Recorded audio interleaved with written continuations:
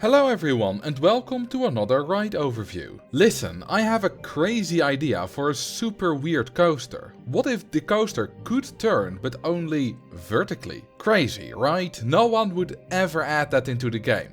Wait, that's exactly what the inverted impulse coaster does? Okay then, let's talk about it and see how good it really is. The inverted impulse coaster is a launched coaster type that has the trains hanging below the track, hence inverted. It is the only coaster type in the entire game whose track has a square cross-section, with the exception of Open RCT2's single rail coaster. This makes it look quite unique, which for me does make it a more fun coaster type to add to my parks. That is kind of where the fun ends though, as while it is quite a decent coaster type, it can be very annoying to build with. Its gimmick is that the only turns it has access to are vertical turns, so you can only turn while going up or down. And not just a little up or down, as the smallest hill with a vertical turn is a massive 27 meters tall. It gets even more extreme, as these mechanics also mean that the smallest sideways movement you can do is 5 units. There are other ride types, such as the splash boats, that don't have access to small turns, but they always get the ass band to move over just one tile. So if you're in this situation with 3 tiles between the track and the station when building a ride like the splash boats, you can simply use an S-bend and then a 180-degree turn. If the gap is 4 tiles with the inverted impulse coaster, you can simply go up with a 90-degree turn and then go back down with another 90-degree turn. However, if it's only 3 tiles, you need to move over 5 tiles in the other direction and then make a massive turn back the other way to get back to the station, costing a lot of space and money. There is a way to prevent all this tomfoolery, which is to only make very simple designs, and the 3 pre-built designs are great examples of this. First, there is Circulator, which simply goes up with a 180-degree vertical turn, moves along for a bit and then goes down again. By keeping it in a straight line, you don't need to worry about any issues with alignment, and as a bonus it's very space efficient as well. It can be even simpler, as you don't need to connect the 2 sides at all. Impulsive, which is a very unique name for the impulse coaster, has just 2 spikes, one on either side of the station. One of them is curved while the other one is straight, but that's a waste of money. If you start on the ground and build up 1 vertical turn, you move up 9 meters for the price of €175. To go up 9 meters with straight vertical pieces requires 3 of them, which cost you 97, 107 and 117 euros for a total of 321, which is almost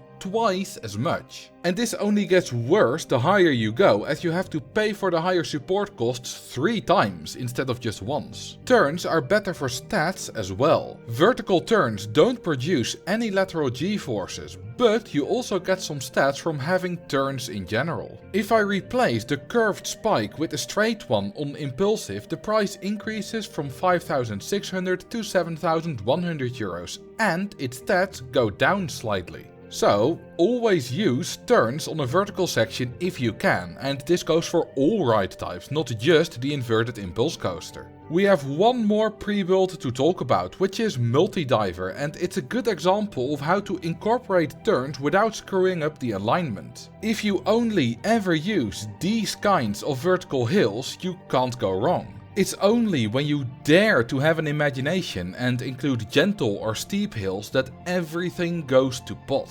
By the way, something I only noticed when writing this video is that all 3 of these pre-builds have the exact same queue and exit path layout. I suppose the designers used up all their originality on naming the one called Impulsive. Because of the very restrictive track piece collection of the impulse coaster, it's quite hard to build an original design anyway. It's not as extreme as the reverse freefall coaster, which basically has just one design of different sizes, but it does only have 28 possible track pieces, which you can arrange into one big hill.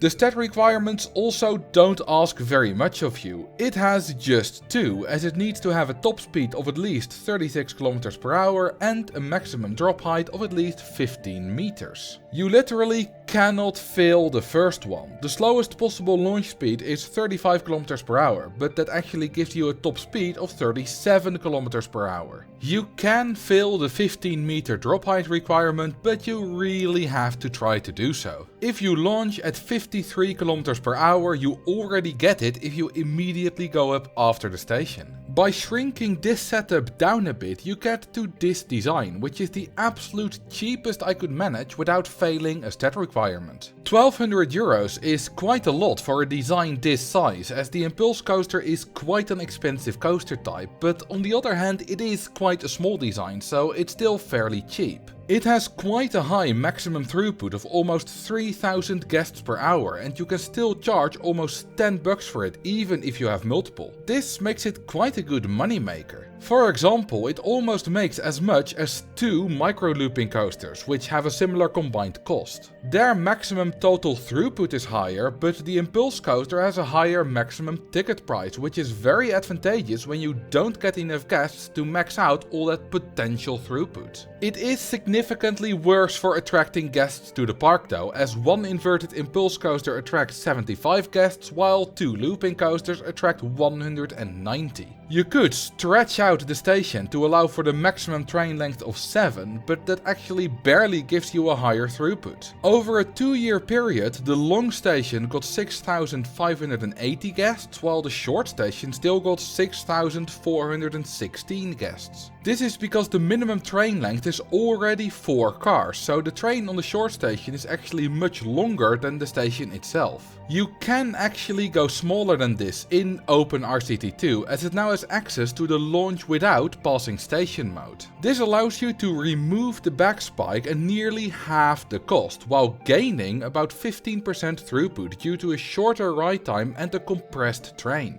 There is no reason to not do this, as the Impulse coaster cannot get the brakes failure breakdown, so despite the open back it will never crash. You can find a download for this design and all the other ones in the description. If you want to go for a more realistic design, then this is your best option. It's very similar to Circulator, but this one has a drop at the top and the exit and entrance building on the same side. You can charge a bit more for this design, and because we launch it so fast, it has good stats and a very short ride time. This gives it a maximum throughput of about 3,600 guests per hour, which is very high for a single train coaster. Combined with the build cost of less than 4,000 euros, this is quite a good investment. Do be aware of the fairly high nausea rating of 5.3 though, as that can give more puke than is ideally present in a park. Because this coaster allows for no creativity, the final design is also very similar to a pre-build, but this time I used multi-diver as inspiration. I replaced the middle hill with a very short one for high G-forces, maxed out the launch speed and reduced the number of laps to 1.